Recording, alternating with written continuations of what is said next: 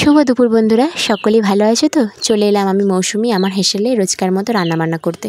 তো আজকের রান্নার মেনুটা হতে চলেছে ডাঁটা আলু বড়ি দিয়ে মাখো মাখো করে একটু ঝাল ঝাল করে তরকারি, আম দিয়ে টকের ডাল আর পাঁপড় ভাজা। আর আমার মাম্মার মেনুতে হতে চলেছে ডাল ভাতে, ডিম ভাতে, পটল ভাতে, আলু ভাতে আর টমেটো ভাতে। তো চলো বেশি দেরি না করে আগে রান্নাটা বসিয়ে দিই। রোজকার মতো সেম আমি হাঁড়িতে ভালো করে ধুয়ে আগে চালটা ভিজিয়ে রেখে দিয়েছিলাম, কারণ ভিজিয়ে রেখে দিলে খুবই তাড়াতাড়ি হয়ে যায়, সেটা আমি আগেও বলেছি। তো এক এক করে সব কিছু ভাতেটা দিয়ে দিচ্ছি। ডিম ভাতেটা আমি সবসময় ঠান্ডা জলেই আগে থেকে দিয়ে দিই, কারণ একটু গরম জলে ডিমটা দিলেই ফেটে যাবে। তো দিয়ে বসিয়ে দিলাম। চলো এবার এইদিকে গ্যাসটা জেলে আমি এবার তরকারিটা বসিয়ে দিই। প্রথমে কড়া বসিয়ে দিলাম, কড়ার মধ্যে এবার দিয়ে দেবো সর্ষের তেল।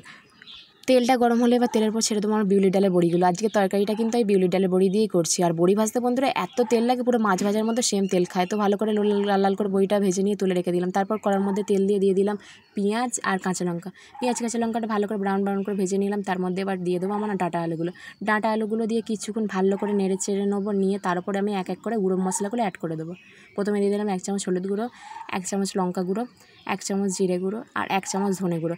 আর আজকে আমি আদা রসুন কিছু কোঁচাকুচি সিন করিনি, আজকে আমি পেস্ট নিয়ে এসেছিলাম, পেস্ট দিয়েই কাজ চালিয়ে নেবো। তো একটু পেস্ট দিয়ে দিলাম, দিয়ে ভালো করে যাতে কষানো যায় মশলাগুলো, তার মধ্যে একটু জল দিয়ে দিলাম, দিয়ে ভালো করে কষিয়ে নিলাম। তো এবার এর মধ্যে আমি আবার অ্যাড করে দেবো আমার টমেটো কুচি। আর আমি টক ডাল করবো বলে যে আম কুচিয়েছিলাম, তার থেকে 4 কুচি আম নিয়ে দিয়ে দিলাম। ভাবলাম তরকারিটাও একটু টকটক হলে আরও খেতে সুস্বাদু লাগবে, ঠিক না বন্ধুরা বলো? দিয়ে তার মধ্যে দিয়ে ভালো করে এবার আমি নেড়ে চেড়ে নিলাম। ওইদিকে ভাতের মধ্যে ভূমিকম্প হয়ে গেছে, তো গ্যাসটা লো ফ্লেম করে আর ঢাকাটা একটু খুলে দিলাম। দিয়ে এর মধ্যে আমি অ্যাড করে দিলাম নুন দিয়ে তারপর একটু দিয়ে দিলাম গরম মশলা, দিয়ে ভালো করে নেড়ে চেড়ে আমি এর মধ্যে দিয়ে দিলাম এবার জল দিয়ে ঢাকা দিয়ে রেখে দেবো। ওইদিকে আমার ভাতটা চলো দেখে নিই। তো ভাতটা আমাদের ফাইনালি হয়ে গেছে। কাঁচা চাল তো ওই জন্য বেশি ভাত হতে সময় লাগে না। এদিকে তরকারি ফুটলো না, এইদিকে আমার ভাতও হয়ে গেল। তো ডাল কোটোটা তুলে রেখে দিয়ে ঝট করে ফ্যানটা গড়িয়ে নিয়ে চলে এলাম। তারপর ওইদিকে গ্যাস জ্বালিয়ে তরকারিটা শিফট করে দিলাম, কারণ এতে এবার আমি আমার ডালটা সাঁতাল দেবো। তো কড়া একটু দিয়ে দিলাম সর্ষের তেল। এবার সাঁতালের জন্য ফোড়নে আমি দিয়ে দেবো কালো সর্ষে আর শুকনো লঙ্কা। কালো সর্ষে আর শুকনো লঙ্কা দিয়েই টকের ডালের ফ্লেভারটা খুবই সুন্দর আসে। তারপরে এবার দিয়ে দিলাম আমগুলো এবার নেড়ে চেড়ে এবার দিয়ে দেবো আমি তাতে ডালের মধ্যে এবার দিয়ে দেবো 1 চামচ নুন আর 1 চামচ হলুদ গুঁড়ো, দিয়ে ভালো করে এবার নেড়ে চেড়ে ওর মধ্যে আমি এবার দিয়ে দেবো জল। বেশি জল দেবো না, কারণ একটু গাঢ় গাঢ়ই আম ডাল খেতে আমার খুবই ভালো লাগে। দিয়ে চাপা দিয়ে দিলাম, দিয়ে এবার ফুটে যেতে এবার হাতায় করে ভালো করে আমগুলোকে থেঁতলে দেবো, যাতে ডালটা আরও বেশি টকটক লাগে। দিয়ে ফুটিয়ে নিয়ে এবার নামিয়ে নিলাম, হয়ে গেল আমাদের টকের ডাল।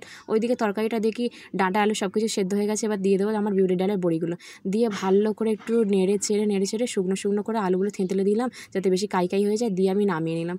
দিয়ে কড়ার মধ্যে এবার তেল দিয়ে দিয়েছি। এবার হবে আমাদের লাস্ট পাঁপড় ভাজাটা হয়ে গেলেই রেডি হয়ে যাবে আমার রান্না।